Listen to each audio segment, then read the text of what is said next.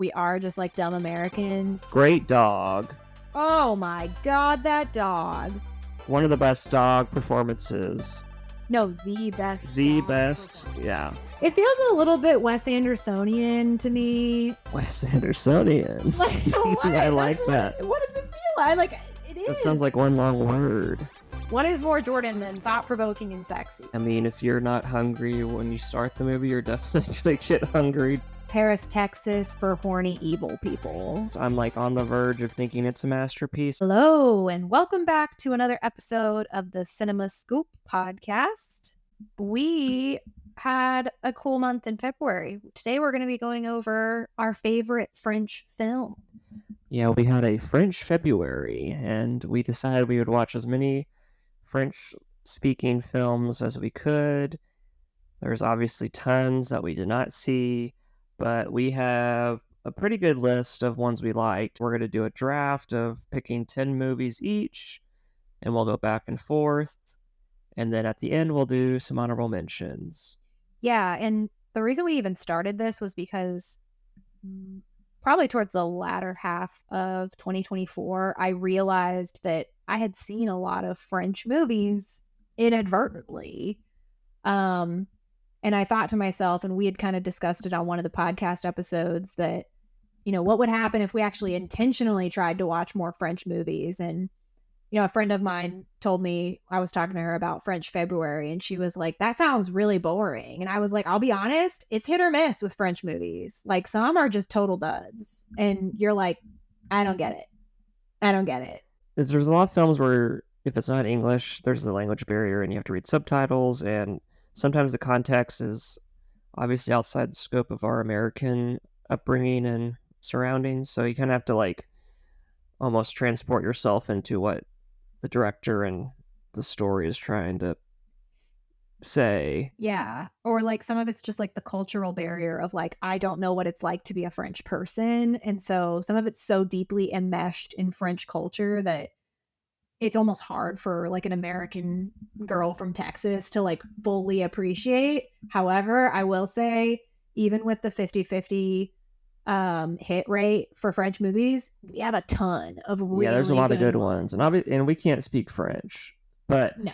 One of the reasons we picked France was like there's a ton of eras of French cinema, and like there's obviously the French New Wave from the 50s and 60s, and if you think about like the parallels between America and France, I feel like France has kind of like gotten through some stuff that America hasn't gotten through yet, because France is older, and as a society their art and movie making has, I wouldn't say it's better than American movies, but it's definitely progressed further in a shorter amount of time. Like nowadays most American movies are either like super independent or needs to make $200 million on opening weekend, or it's a box office failure.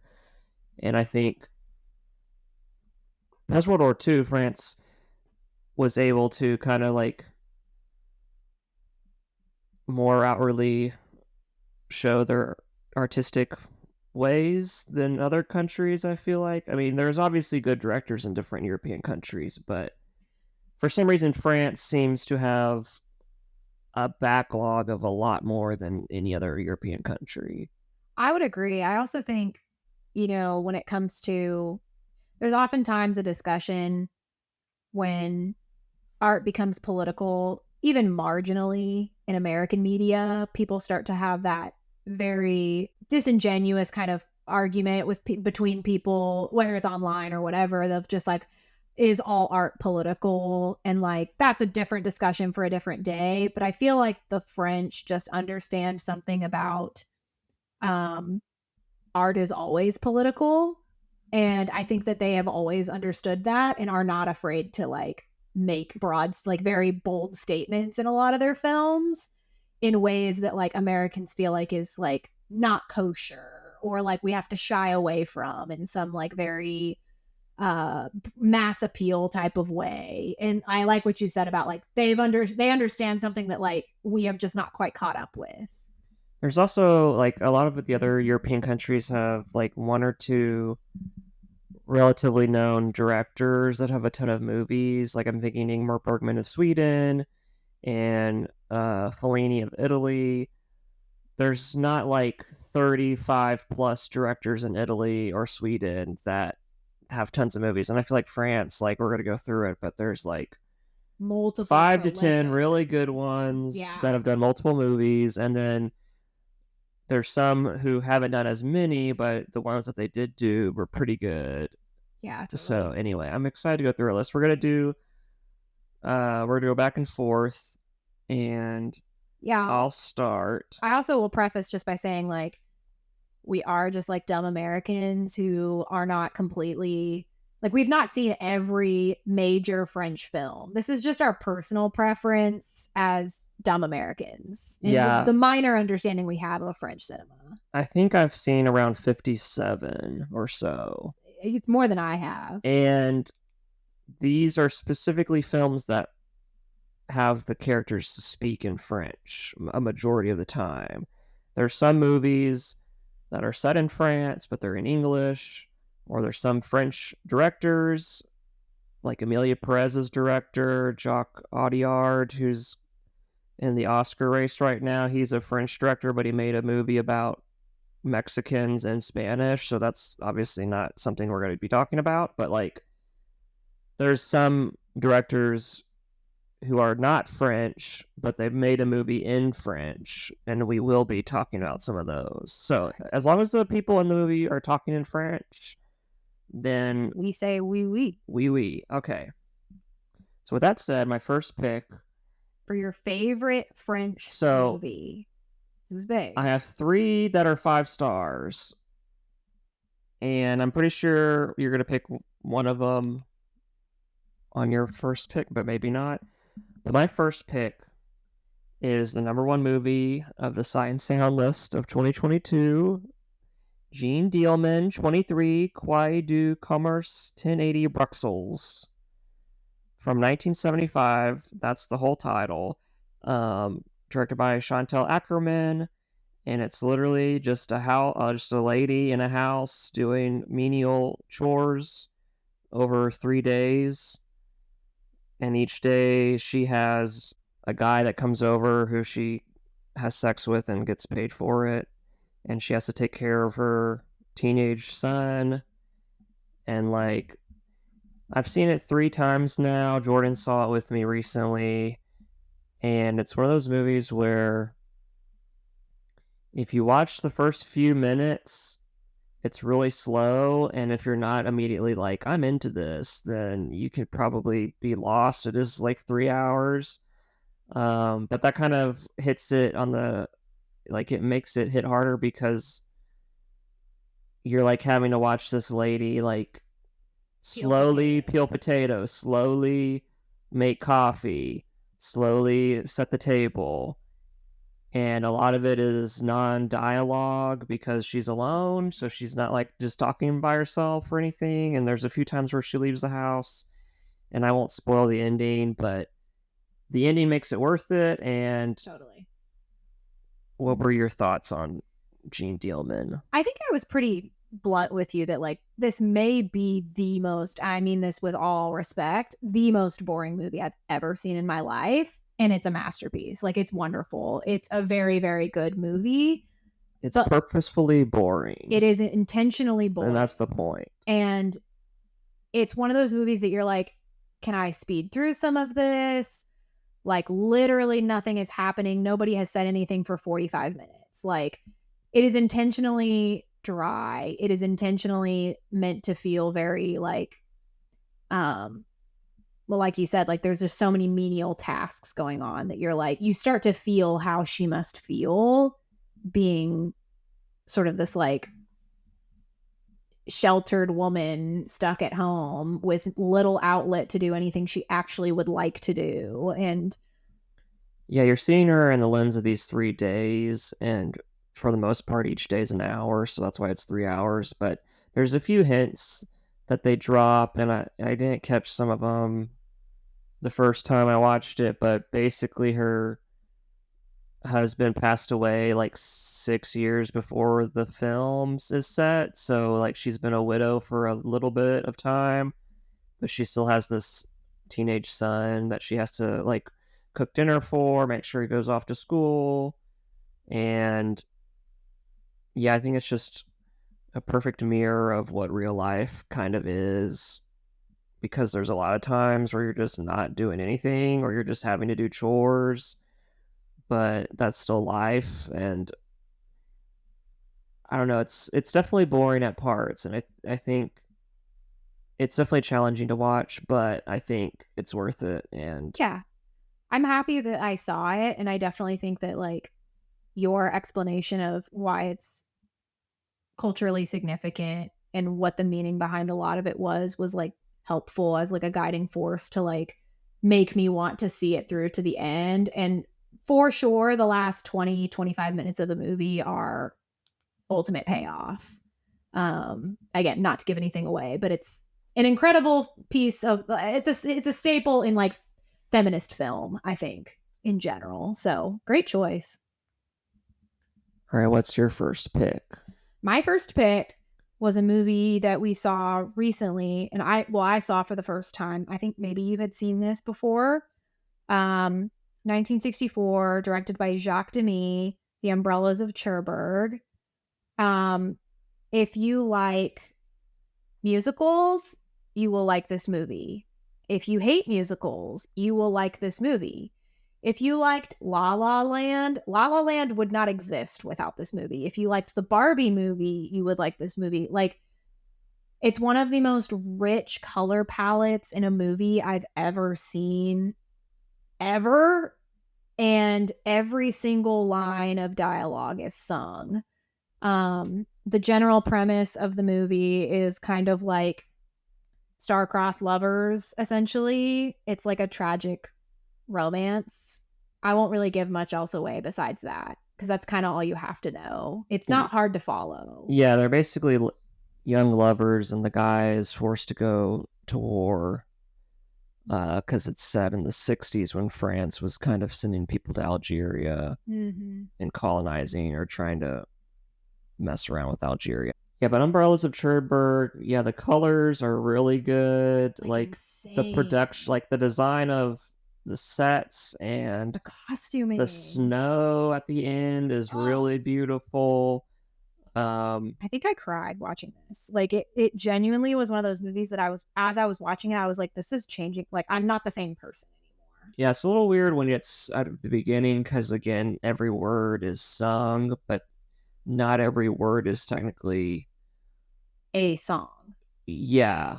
So it's kind of like a free flowing sing songy exposition of sorts around this love story, but it's really, really good. Yeah, and the main actress, let me see if I can pronounce her name, Catherine Deneuve. She's in a lot of French movies in general, and I just think she has just a very like noticeable, poignant, like emotional face. I really like her face. I know that sounds weird, but she's just beautiful. Okay, so my next pick, and I'm surprised this wasn't your first pick, Oh, it probably would be my next. it's Betty Blue. Okay.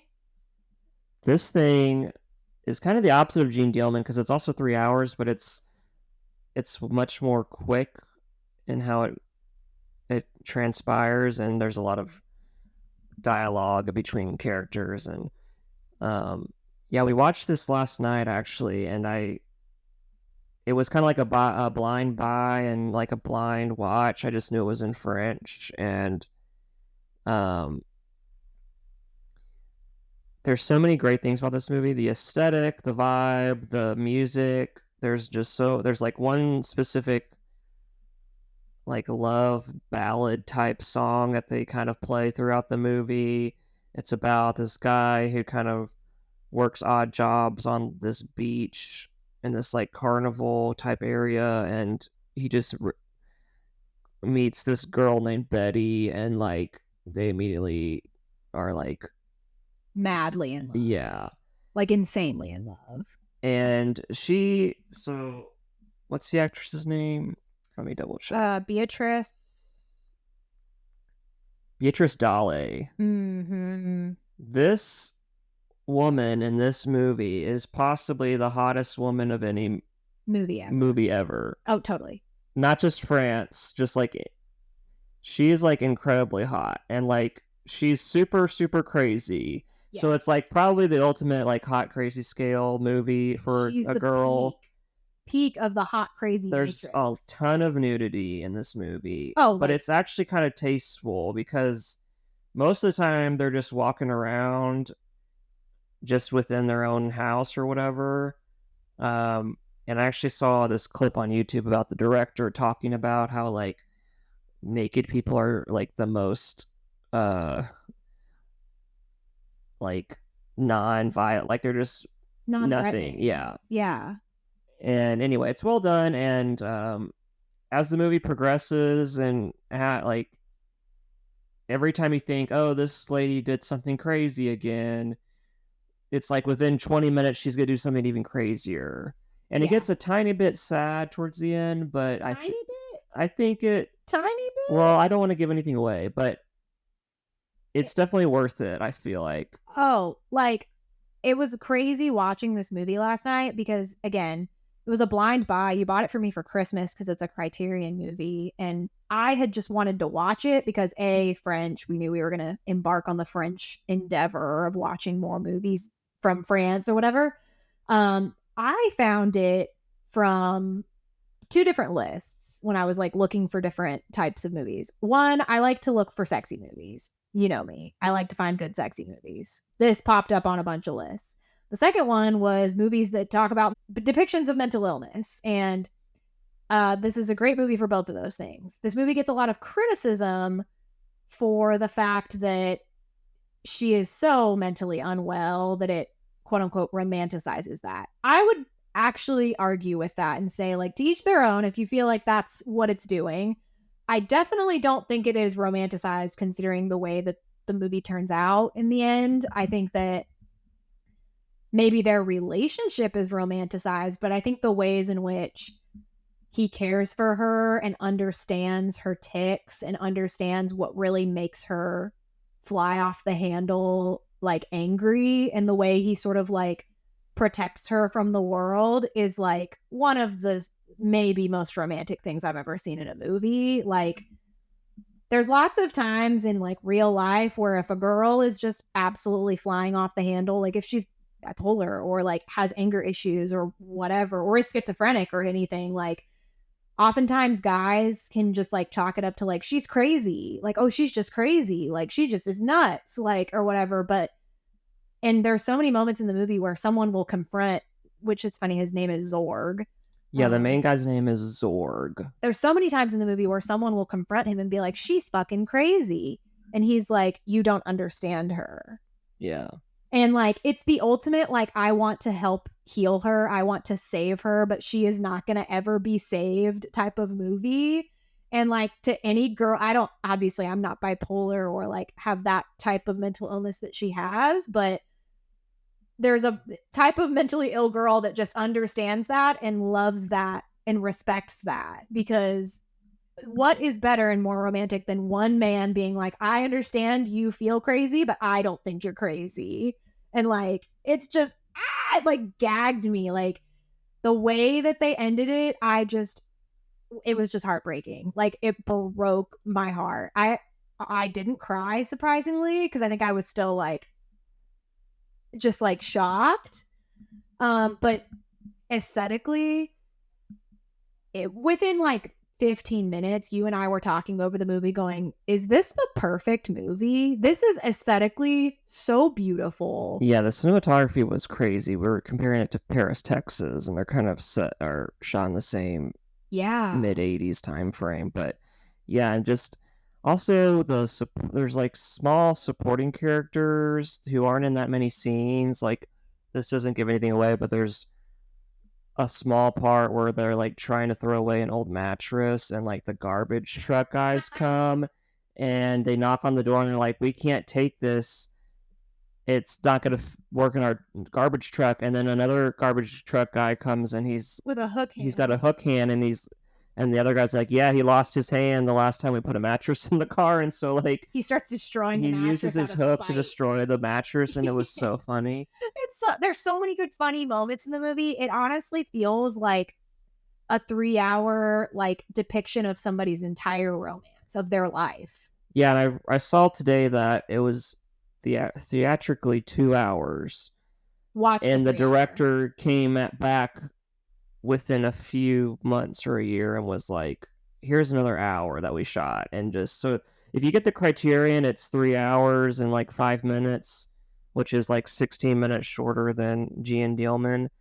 But I don't know if it's streaming, but I've never seen it on streaming, which is probably why you bought it, so that we could actually get a chance at watching it. But yeah, literally, it's on Mubi and Criterion, I think. But nice. yeah. Okay. Yeah, I think one good way to sum up this movie is like Paris, Texas for horny evil people or something. Like it's the same thing. Um Okay, what's your next pick? my next We're gonna pick, try to do 10 each, so we're gonna. yeah, This might take a little bit. this might take a little bit. So we're doing 20 total. Well, we have a ton of. We do We have spent a lot of time going through, so we deserve to we deserve have it. a big We lineup. deserve it. This is a long episode. My next pick is actually a newer movie that I took a trip to the cinema to see by myself in I think 2023 or 2024 I saw it, but this is the 2023 movie The Taste of Things. It's a little over 2 hours. Much like, we've kind of talked about how French movies tend to be a little bit slower or longer. This is a meditative experience on food, on cooking, on what partnership really looks like in a relationship, what it's like to be twin flames with somebody, what it's like to have met your person in life, and it's the like all-encompassing nature of love and how it just changes you as a person. And it's basically a chef that lives with his personal cook who is also his lover, and it's just their relationship, and a majority of the movie is just up close shots of them cooking, and the stuff they cook is like beautiful. And like, I'm not going to give anything else away besides that, but I just want to talk about one specific scene where, she's constantly helping him cook for like friends, acquaintances, colleagues, events, things like that. So she's always very busy and behind the scenes, and like they sort of read each other's minds on like how to work together. Like they just are that enmeshed that they understand each other beyond words. It's sort of like they just get each other. But there's this one particular part where he sits her down and is cooking for just her. And every single course that he brings out to her, she's like almost in tears because she's just so delighted at like every single thing he's made. And like she's just drinking champagne. And there is this scene where he brings out a poached pear.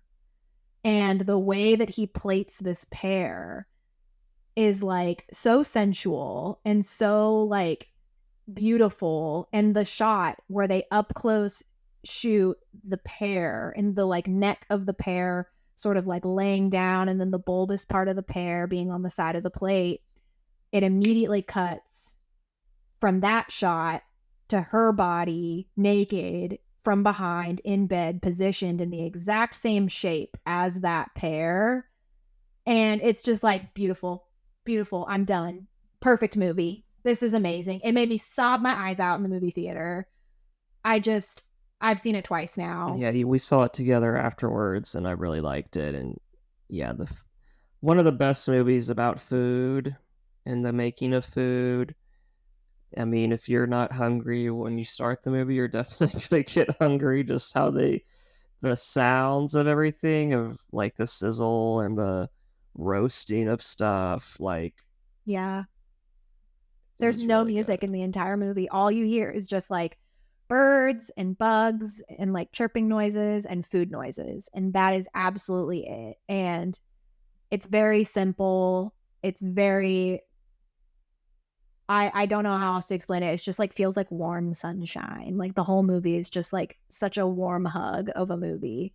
And like if you can watch this with a partner that you love, like maybe cook something with them beforehand and then bring your plate of food over to the TV and watch it together, and you will have just like, I don't know, some kind of biblical experience together, because it's like, it's so magical. I want to rewatch it already. All right, for my next pick, I'm going to pick Breathless by Jean-Luc Godard, 1960. Our first Jean-Luc movie on the list. Yeah, this guy's kind of like the most famous French director. I mean, there's plenty that are really good, but this is my favorite of his. It's well known for its editing choices. It's one of those French New Wave movies where kind of like there's a certain set of filmmakers and movies from the 50s and 60s where they kind of tried new things or did things differently. And what he did was kind of use sound and story progression to forward his edit. And so there's a moment where like this guy's driving his car and it'll just like quick edit and he's like further along and then it's not just like, oh, he's driving and then it cuts and now he's at his destination. It's like showing you how quickly through the movie this guy can get to it throughout his drive. And it's a small part, but I really like that. I liked the story is more just like this guy is kind of a deadbeat guy and just like wandering around Paris and smoking cigs, flirting with American girls, and trying to survive and figure out what to do. But it's a shorter movie, and I just admire what it's trying to do, and I liked it. Yeah, I don't have too much more to say. I understand. It's a short movie and it packs a punch for sure. It's kind of like a crime romance. Yeah, there's like a crime, and he's trying to run away. And he's trying to convince this American girl to come with him. Anyway, I liked it, so that's my next pick. Nice. My next pick is 2019's Portrait of a Lady on Fire. Basically another perfect movie. It's like a 4.4 on Letterboxd, which is kind of insane. Like that's an exceptionally high rating. Like you kind of have to be blind to not like this movie, to be honest with you. It's impossible to rate it anything lower than like a 3.5. Like, are you stupid? Like, do you just like hate yourself? Like, it's one of the most beautiful woman loving woman stories I've ever seen. And don't get me wrong, I love Bound and I love like a lot of other lesbian romances, but like this is maybe the best one I've ever seen. I also think that it's like transcends just like that subgenre, and it says a lot about like romance in life and about seizing the opportunity to love someone even if you know you will not have them forever. And I mean, I bawled my eyes out. Like it was an amazing movie, and basically if you haven't seen it, please watch it. Yeah, the location near this water with the cliffs is really island. Great. Yeah. And like basically this socialite woman is about to get married, I think, and that someone is hired to paint her portrait before she's married, but the mother of the woman is like, hey, she's like really does not want to get her portrait taken because like candidly I don't think she actually wants to marry this guy. And so the woman that is painting her portrait and her sort of fall into this like will they won't they type relationship. I can't say anything else about it. Like it's just one of the most amazing beautiful films I've ever seen. And then again, it's the setting and like just the way it's shot. Any beach scenes that are in the movie are just like gagged. Like I'm speechless. I'm getting chills, like full body chills thinking about it. That tells you it's a really good movie. It also has one of those cool little Easter eggs on Letterboxd where if you rate it, all of the hearts, instead of hearts, they're fires. So like you can rate it like 4.5 fires instead of 4.5 The hearts. stars are fires. Yeah, the stars or Yeah. whatever. Yeah. So I thought that was funny. But yeah, an Yeah, incredible it's movie. number 40 on the Letterboxd list of all the movies, which is crazy. It's nuts. So good. I actually still have at least one more 5-star movie to go over. So yeah, we've got a lot of movies. I got a ton of 4.5 still. My next one is Beau Travail. What number is this? This is my 4th film. So Beau Travail, 1999. Claire Denis. This movie I've seen twice. I'm like on the verge of thinking it's a masterpiece. I probably need to watch it one more time. It's currently on HBO Max. It's on the Criterion. It's basically this guy, this like general of this French army legion stationed in Djibouti in Africa. His name is Galoup. He narrates a little bit, but a lot of it is just like there's moments where like the music is blaring. It's almost like opera music, and it's just tons of shirtless dudes like in the army, just like training and working out and like in the desert. And the guy in charge of all of them is clearly like closeted gay, and like it's crazy because like it's a woman director, but the whole movie has only men. I mean, there's a few women in the town, but like it's a very interesting take on masculinity through the eyes of a woman, and it's like using the male body as like The canvas. yeah, so like the leader Galoup, he's a homosexual, so like he's like repressed and can't like flirt or can't actually have relationships with these guys, but they're all like in the same boat, being just stuck in the deserts of Djibouti and like pretty much doing nothing all day except like I guess they're like training, but what are they actually training for? I mean, I'm not sure, but um the ending of the film where he dances is one of the best scenes. It's so funny to me. I love the use of that song. Rhythm of the Night. Yeah. It's maybe There's one of my one favorite scenes in any movie ever. Yeah, there's one shot where the main soldier, his name I think is Bruno Forestier? Yeah. He's like, there's a shot where like his face is completely covered in shadow, and it's like the Criterion cover, That's my favorite cover, like the and it's poster. like shows his stomach and arms, and it's like I don't know. I keep thinking of like some guy who like is either mentally not there, or like if you can't see a guy's face, like how do you depict him as a man other than just his body? I don't know. It's very mind bending, and like I'm still trying to figure out exactly what the movie means. I think this one's like number 7 all time on the Sight and Sound list for best movies ever. It's a really beautiful movie, and we watched it, and initially both you and I kind of gave it like a medium rare rating, like, this is pretty good. But you and I, for the past like year, have been randomly like, we really need to rewatch that. We really need to rewatch that. And like, it's one of those that you think about a lot. And it's one that kind of like sinks its teeth into you and draws you back in. Like, I just got to rewatch it. Like, there's something missing there that like I want to re-see. Yeah, there's a lot of their training is either just like running in these obstacle courses, or sometimes they'll just do like one-on-one, like bare fist fighting, or like there's this one scene where they just like constantly aggressively hug each other and like jump off and hug again, and they're like shouting. Yeah.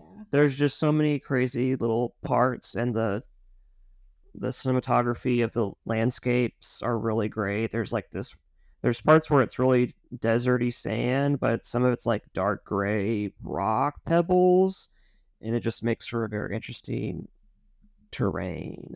But then there's also elements of them like having to go to this in the town to like either get food or like mingle with the locals when they're like off duty. And there's a lot of parts where like there's dancing and singing within the town, and then you go back to the army camp and it's just dead silent, and they're just like, there's not a lot of conversations going on, but I don't know. It's one of those movies where as every shot continuously builds upon the next shot, it's like something's going on here. Somebody's It's gay. like it's well, there's that, but it's like there's like this visual pacing of the edit that not a lot of movies are able to do. Yeah, for sure. Ready for my next one? All right. Also a recent watch for the first time. The 1962 Agnes Varda Cleo from 5 to 7. Oh, Agnes. What? Agnes Varda. What did I say? You know, you said it right. I'm just saying I like her name. Oh, yes, I do like her name. Agnes Varda. I like that. I want to see more Agnes Varda movies. Yeah, so we saw this one, and then I saw one called La Pointe Court, which we might talk about later, but anyway, go ahead. Yeah, so I feel like maybe this is worth saying, but I feel like either a French movie is 3 hours or it's something in the 90-minute range. And yeah, it's like super short or super long. I don't know what it is, but this is another example. It's 90 minutes. It's literally paced at such, like, it feels like you're going from 5 p.m. to 7 p.m. with her. And it's on HBO Max, so you could watch it pretty quick. Yeah, so basically this girl, Cleo, has had a biopsy done and is awaiting results to find out if she has stomach cancer. So she's kind of waiting from 5 p.m. to 7 p.m. when she has her doctor's appointment to find out if she's, how bad it is. And the entire time of that, like 90 minutes is just watching her go throughout her business and interact with people, go out for coffee, the existential dread that comes with dealing with your own health as a 20 something 30 something woman and realizing like you're not going to live forever. It's maybe one of we could maybe do a whole podcast about like feminist cinema, but this is like a great example of like that existential dread of being a woman and knowing that you won't live forever, and just the like really profound sadness that comes with that. And there's a weird thing that happens with women when as you get older, that you start realizing that you need to take more care of yourself. And you go from your teenage years where you're like, well, crap, like I have a period, and crap, I have boobs, and I have to wear a bra, and I have to do all these things to take care of myself to be presentable. So you do all those things, and then you get into your 20s and you're like coasting because you don't really have to do anything else. And then you get to your 30s or like your late 20s, and that's when you have back problems, you have, potentially like PMDD or PCOS or infertility problems, or in Cleo's case, like cancer. There's just so many different health things that come up for women that you're like, you immediately feel jarred dealing with any kind of health scare as a woman, because you're like, I thought I did all the things I needed to do to take care of myself and be a presentable woman, and now I have to do these things or I might die. Like, I don't like this. And, I think in a sense, the movie is kind of like illustrating that feeling of like, I have a lot of life left to live still, and I'm scared I won't have that.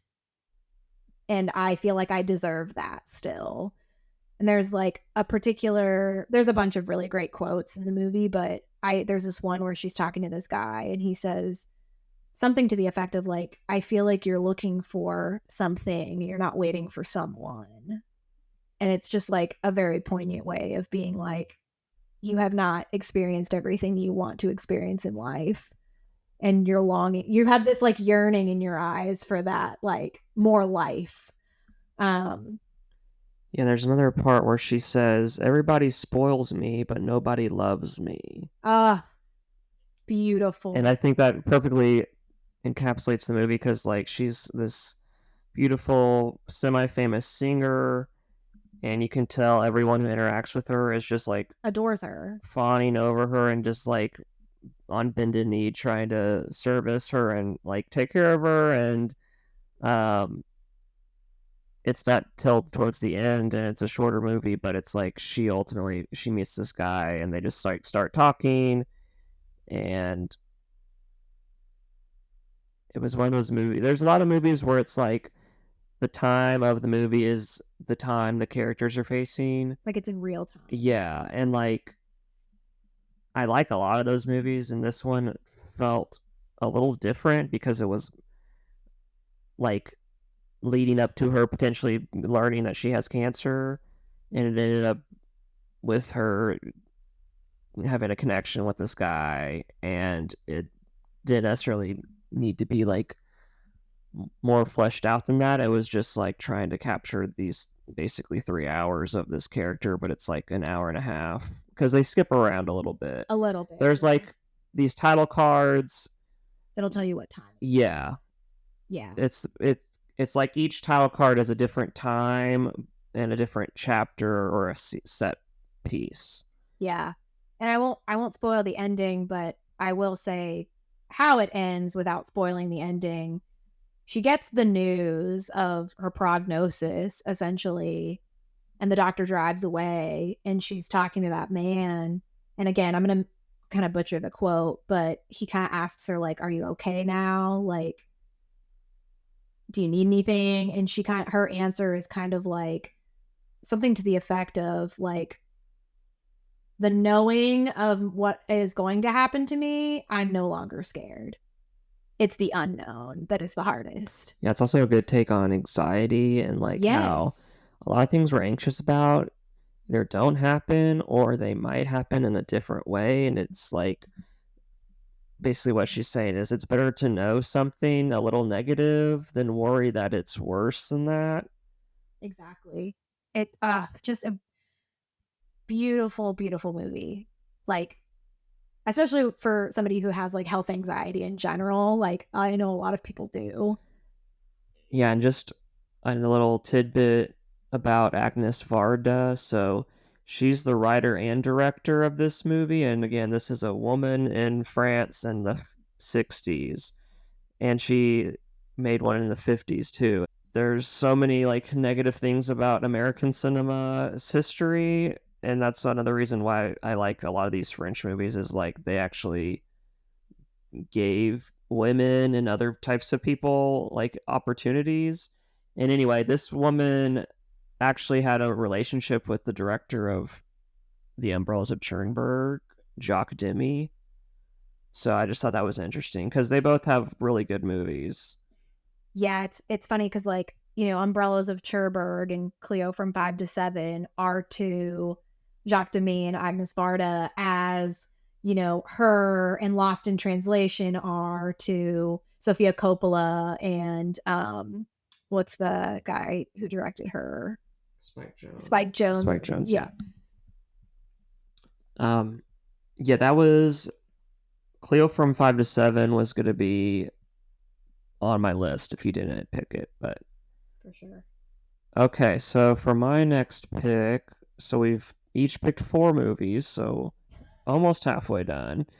Um, This is a long episode, people. I'm gonna say Playtime by Jacques Oh. Tati, another Jacques from 1967. So this director Jacques Tati, he has his own Criterion box set. He's a writer director, and he actually is the lead actor. He plays this character called Hulot, and he's kind of like a bumbling side character to the set. And the production design is kind of like the main element of his movies. there's a chance I pick another one of his movies later on. But anyway, his cinematography of the set designs and just how everything's arranged, this movie in particular, Playtime, is it's kind of like this guy is just in this big building and there's offices and there's like a sales floor and there's all sorts of weird doors and funny chairs, and it's basically a comedy where he's like trying to figure out how to navigate this weird design. Um, and the character he plays, it's the same character in some other movies, but he has this pipe and a funny hat and a umbrella that he always holds on to, and he's just like, it's kind of like a silent movie because he almost doesn't talk, and he's just like reacting like Buster Keaton or Charlie Chaplin. Um, but I really think you should check it out. It's really funny. I like it. That's the one thing that I really liked about Playtime. I didn't particularly rate it super, super high personally, but I want to see more Jacques Tati movies because it's very clear stylistically that like it's just a fun movie that's very like body humor focused, like situationally funny. Everything kind of feels like you said, like a Buster Keaton or like a like an old silent film or something, but like colorized and with sound. And it kind of keeps coming back up in my mind that like, that they just don't make movies like that anymore. Yeah, this is definitely not an American movie because like I can't imagine a movie like that going in the Hollywood system. No, I'd eat it up though. Okay. This is my number. Yeah. This is your fifth pick. My fifth pick. Damn. Okay. All right. My number 5 is my favorite Louis Buñuel movie, Belle de Jour. Also starring Catherine Deneuve. And we like a lot of Louis Buñuel movies in this household. Some of them are not all French necessarily. However, I think this is personally maybe just like my personal favorite of the bunch. I'll kind of give it in these terms, and I've explained this movie like this a few times, but this is the best way that I can explain it. Please do not remake this movie. I'm begging you to not remake this movie. Nobody remake this movie. But if I were to cast this with people now, the main character, Severine, would be Sabrina Carpenter, and her husband, who's Pierre, would be like I don't know, like who's the guy that plays Superman? Christopher Reeve? No, Chris Pine. Like it's just some like random. I'm thinking of like a Chris. The Pine, guy from like a Fallout. Yeah, like I'm just thinking of like a regular old white dude, just like really boring, really like vanilla type of guy. He's clearly older than she is. Henry Cavill is. Henry Cavill is who I was thinking of. Yes, it's funny because I was thinking Sabrina Carpenter for Cleo 5 to 7. Yes, because they're singers. That, yes. Oh, that would be so great. Anyway, basically, Sabrina Carpenter is married to Henry Cavill in this movie, and the movie kind of just goes in and out of dream logic, where you can tell that she is maladaptive daydreaming, and she's daydreaming about specifically her raunchy sexual fantasies of being like, degraded, humiliated. She has like a humiliation kink for sure. She wants mud to be thrown all over her and for her to be tied up and to be whipped and all this stuff. And she'll like snap back to reality, and kind of like her husband's like, "Oh, were you daydreaming again?" And she's like, "Yeah, sorry about that." And it's clear that he's just like incredibly insipid in so many ways because they sleep in like twin beds next to each other. And it's like, it's very clear that she is so incredibly repressed because of the situation she's in with him. And there's sort of like, I love this type of movie that has like this, a white rabbit of some kind. And what I mean by that is that there's like oop, there's this little thing, there's a possibility. In Blue Velvet, it's the ear in the field. In Fight Club, it's the like, I hear that there's this club you could join. In Belle de Jour, it's I hear that there is this brothel up the street that girls get to do crazy things with men during the daytime, and it's very well run, and all the girls are beautiful, and sort of Sabrina's kind of like, ooh, okay, like maybe I could do that. And so she goes to the brothel and sort of gets hired, and works there from like 2 to 5 o'clock or 2 to 4 o'clock during the day, and gets to get her freak on while her husband's busy and he doesn't know about it. And it's just funny to like watch a very sexually repressed woman sort of like discover what she likes with very little boundaries. And the third character that is maybe the most important in this Henry Cavill, Sabrina Carpenter illusion that I'm creating here is that there start to become sort of regular clients that come to the brothel. And one of them is this like younger, scrawny, dirty haired brunette guy, criminal that walks with a cane, but he has like these silver teeth. And he is absolutely Timothy Chalamet in my brain. His name is Marcel, and he's like this slimy guy, but she just really likes him because he wants to do all these crazy things with her. And he's kind of like, I want you all to myself. I don't want him to have you anymore. And like, it's just salacious and fun. But at the same time, there's all these like very surrealist elements to the movie where, she dips in and out of dream logic, or you can't really tell if something is real or if she's imagining it. There's this whole motif with like a box with a buzzing bug in it that you never know what is in the box. This like Asian man shows up at the brothel and just shows it to the girls, and some of the girls are like, oh, I can't do that.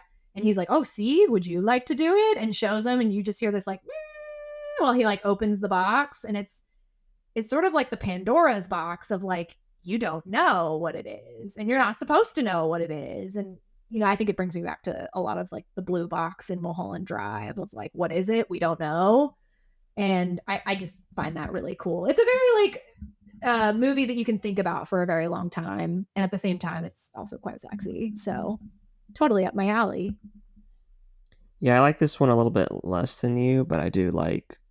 I gave it 4 stars, but I do like just the funny parts of like her meeting the different type of guys. Like, there's this one guy who comes in and like it's like her first one, and she doesn't know what to do.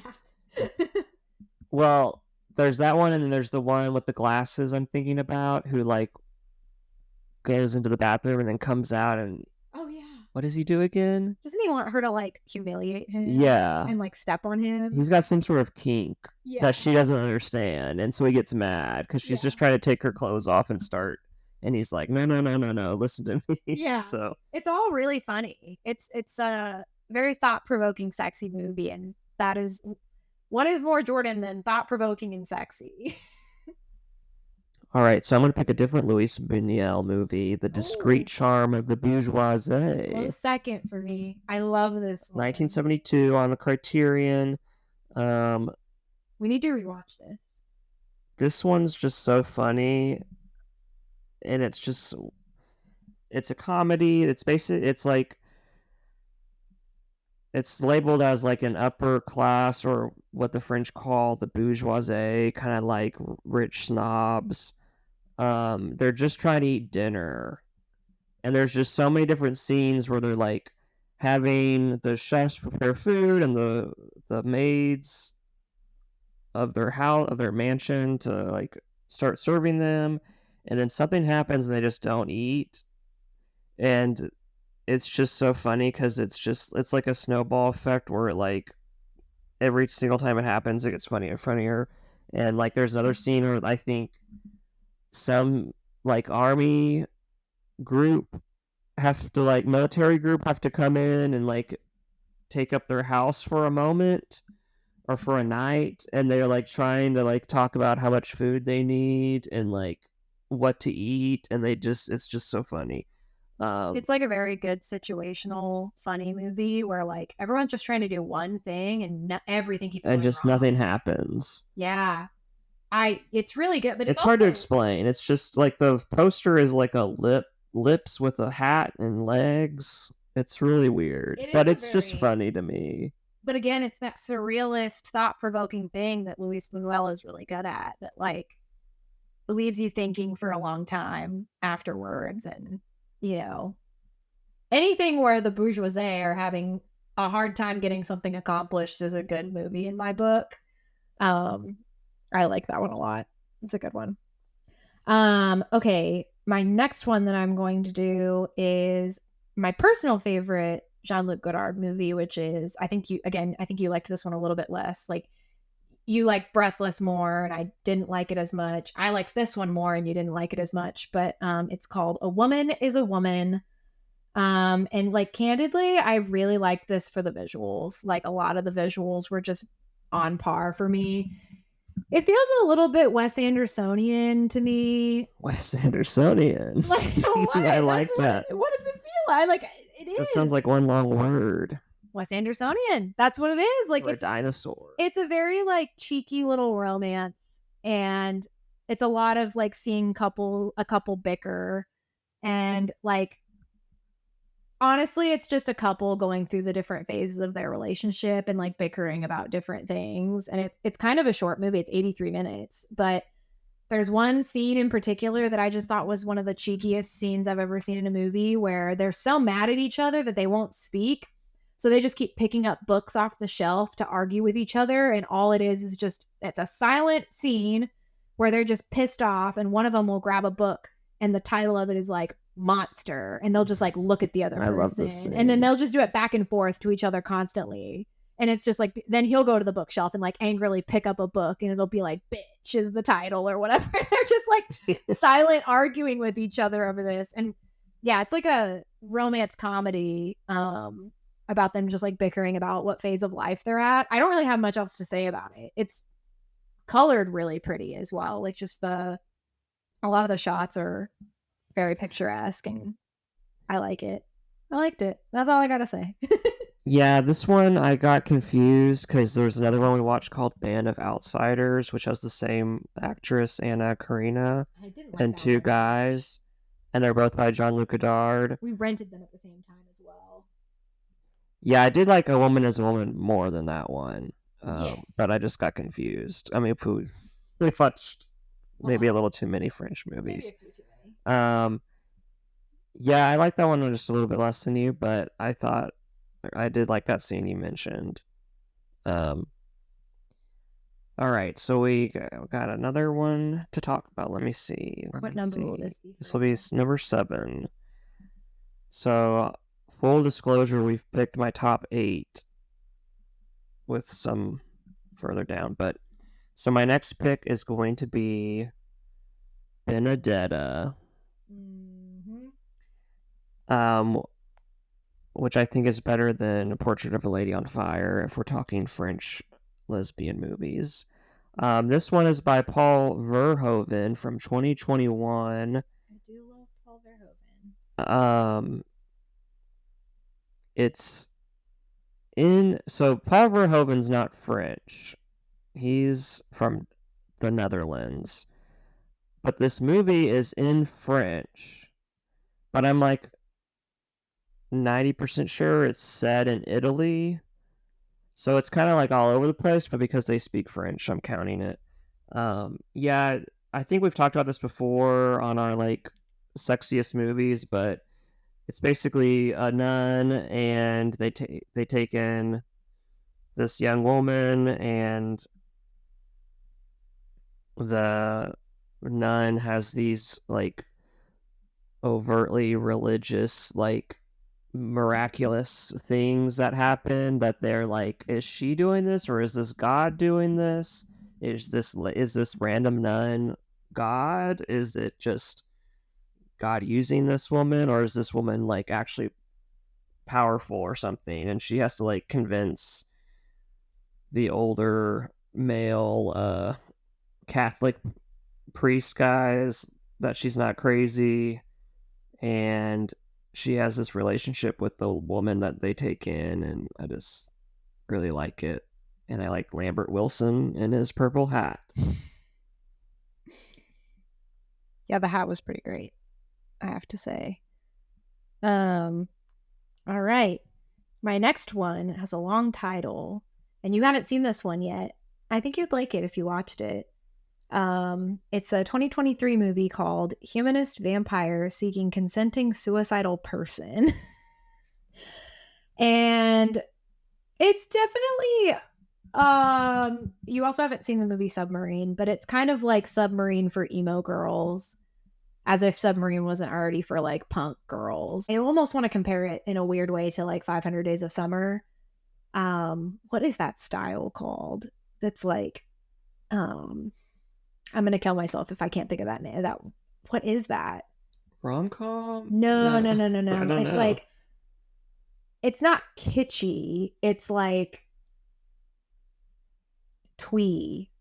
That is what it is. It is like a twee goth girl aesthetic of a movie. That is the best way I can explain this. Is it's like very, very awkward girl is extremely like maybe on the spectrum of some kind, just like can't form social interactions with other people, is completely repressed in a lot of ways, but is a vampire, but her fangs have not come in yet, and her whole like upbringing is like waiting for your fangs to come in so that you can start to kill people. But she's sort of like nervous to kill her first person. And so she, in an ethical sort of way, wants to find someone who is suicidal so that she's like, well, I'm doing you a favor, you're doing me a favor type of thing. So she like goes to like a support group of people that are suicidal and sort of like tries to track one of them down to get their consent at least. And she sort of ends up kind of falling in love with them. And it's just really, really cute. And it's bloody and funny. And they just don't really make a lot of movies like that are like rom-com vampire. Like I can't think of something like that without it being like really, really cheesy. And this just like really works. And again, 91 minutes. What is it with the French and their 90, 80-minute movies? Or 3 hours.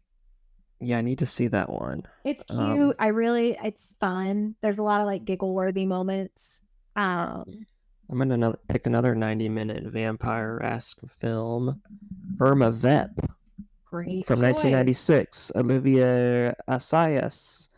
I wasn't sure what to expect with this one because it's like about a Hong Kong actress who goes to France to make a remake of this classic silent film called Les Vampires. She's like playing this like cat burglar character in that movie. It's like a movie within a movie, and like it's a movie about about making the movie, and like there's a lot of like small characters about like different people who are making this movie. It's kind of a nice film about the intricacies of filmmaking, and the director basically has a meltdown, a psychotic break, or they call it a nervous breakdown or something, towards the end of the movie, and they have to hire another director, and the new director doesn't like that they hired an Asian actress to make this classical French movie. The new director wants a French actress. And so it's kind of like a pre-production mess where they just like shoot a few scenes, and then this director like completely goes off the deep end and can't make the movie anymore. And as the new director is like taking control of the movie, the actual movie Irma Vep is almost over. And I won't fully spoil it, but the last like sequence of this film is up there. What Batshit insane. It's crazy. The editing, what happens with the edit, and what it means for how the rest of the film actually could be viewed, and I actually am really excited to rewatch this at some point. But I really like the main actress. I think she's also in A Mood for Love, the war Yeah, uh, the Wong Kar Wai Wong Kar movie. Wai person. Yeah.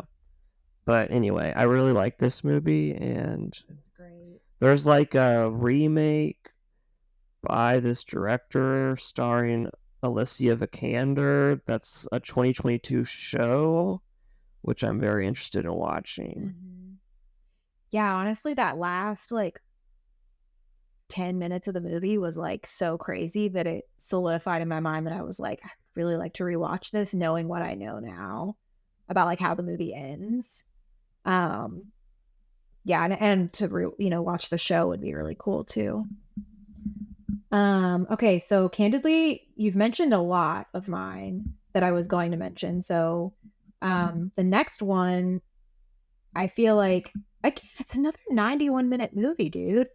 Elevator to the Gallows. This was really good. This is like a really great thriller, and like it's better than a thriller because have you ever seen a movie where you just like you get to the end and you're like, that was so tightly packaged? Like everything made sense and every event dominoed into the perfect next event. And the last domino knocked down the first domino. Like it all circled back and made perfect sense for exactly how it was supposed to happen. Honestly, just go into this blind. You really don't need to know anything except that there's a murder. And that's about all you got to know. Like, I really don't know if I can say much else about it. It's a great, short, perfectly synced up, uh, like just movie about crime. And like, I do love a good crime movie in general, but when you really have it well written like this, it really makes a difference and packs a punch. I was surprised at how much I ended up liking it. Yeah, I really like this one too. This one was 1958, so it's another one of those like French New Wave films. So that's kind of why we went forward and tried to watch it, and it was better than I thought it was going to be. So yeah, for sure. that was actually going to be one of my next picks, possibly. So I'm going to pick Anatomy of a Fall. Is this your number? This is number 9. Okay. Yeah, we each have 2 picks left. One of mine is Anatomy of a Fall, by Justine Triet, starring Sandra Holler. This came out 2 years ago, 2023. Was nominated for Best Picture. I think it won a few Oscars, maybe. I know it was nominated. But just a great courtroom drama about this woman who murders her husband and allegedly. Or did he fall off the window? Who knows? We may never know. Great dog. Oh my god, that dog. One of the best dog performances. No, the best. The best, yeah. In a movie, but only the 19th best French movie or whatever now. But like, they actually did the practical training of how to get this dog to do what is done in this movie. Like, I mean, I'm just insane. Just insane. Yeah, this one you should definitely watch. It's like it's on Hulu. It's a for sure watch. Like, please watch it. And especially if you like, if you're like a person who doesn't watch a lot of French movies or whatever, and you like a good crime movie from the US or a good courtroom movie from the US, like, please watch this. It's got so much good like dialogue and drama, and it's very thought-provoking. If you like true crime stuff in general, this is a great like venture into French movies because it's adjacent. And it makes you start to think kind of like The Staircase, like, did she do it? Did she not do it? What could have happened? Like, I want to rewatch it. Yeah, it's also a great view into like French law, yeah. Like how the courtroom is set up, how like the lawyers have to dress and have to like talk to the defendants. It's really interesting because it's different from how you normally would see it through American television or TV movies. Yeah, for sure. And I like that there's a poster, there's a version of the poster that is sort of like Anatomy of a Murder, I think. There's like two versions of the poster that like it sort of mimics the that poster. So I like that. Okay, my number 9. Yep. Okay, so this is a movie that again, 98 minutes. We watched this movie while we were, I'll just say what it is. It's L'Haine from 1995, Matthew Kassovitz. I think for a lot of people, this is their number one French movie. And I knew that it was just highly acclaimed. Again, 4.5 on Letterboxd. This is 18th on Letterboxd. Yeah, like of all movies of all time, like I had to watch it. Again, it's very similar to Do the Right Thing. It is very similar to Do the Right Thing. And I love Do the Right Thing. And I'd heard that. I kind of was like, okay, I'm probably going to like this. It's about an impoverished group of like guys in France. And it's about specifically police brutality and like what it's like to be poor. And it's also a very punchy movie. Like it's not slow. The way that it's shot feels like a bullet coming out of a barrel. And there's just like there's so many good like iconic scenes. There's that scene where the guy's in the chair and someone says, "Do you believe in God?" And he replies back, "That's not the right question. Does God believe in us?" And I'm like, ugh, gutted, like amazing. The first lines of the movie are repeated at the very end of the movie. I think the time that we watched this might not have been the exact right time that it didn't hit like I wanted it to. And I think that was maybe my fault, not for anything in particular. It just like was the wrong time to have watched it. So it didn't totally land with me, but there's not like a month that goes by that I don't think about this movie. And we've been saying it for like a week now. Like we really need to rewatch it. We really need to rewatch it. And like, yeah, this was when we went to Scarecrow in Seattle and rented like 5+ movies that we just heard were good and could never find on streaming. And we were powering through a bunch. We were watching like 2 or 3 movies a day that at like a pace that made it to where it's like, we like that, but it's fine. Let's watch the next one. And I think that it was towards the end of watching all these movies. And so we were tired and like, it was hard to pay attention. We were tired. I think we had like dinner reservations or something after the movie. So it was like, we were in a rush. And like, I think it's just a movie that I really would like to revisit. Yeah. I don't know if I have much else to say about it, except that I think it deserves a rewatch. And I've been wanting to rewatch it since the moment we saw it. I'm really curious what your next one is. Yeah, I'm thinking for a second because it's my last pick. I'm worried you're going to pick the one I'm thinking of. I'm going to kind of cheat and pick A Trip to the Moon. Oh, I'm so glad I didn't put it on my list. 1902, a silent film by a French director, so technically not in French. Real quick, this guy, Georges Méliès, Méliès, is the director. He was kind of like the pioneer of movies almost, especially in France. So this is a 15-minute short film on HBO Max. It might also be on YouTube, about just sending people on a rocket to the moon. But it's just so well done for 1902, and the production design and how they do everything is crazy. And this director made a ton of short films. There's this one called The Merry Frolics of Satan, where this crazy guy plays the devil, and he like has a skeleton horse and a funny carriage and like floats around in space. It's just crazy. But it's like from 1950. Yeah, they're like over 120 years ago. Like, It's it's honestly one of my favorite things I've ever seen. I didn't include it on my list because it was a short film, but I'm really happy you brought it up. Um, it brings me a lot of joy when I was watching it because they've recolored a lot of the frames by hand. Like, it's really shows like the craftsmanship that had to go into early filmmaking that just gets totally glossed over now in movies. And like, there's nobody sitting there frame by frame hand painting in, astronauts costumes, and like, so much went into making a movie Yeah, the like that. costume are also always really good. I also really like the moon. I like him in the movie. All right, what's your last pick? My last pick is a movie you showed me, and I it's a movie I honestly, it might be maybe the most batshit insane movie I've maybe ever seen. 2021's Titan.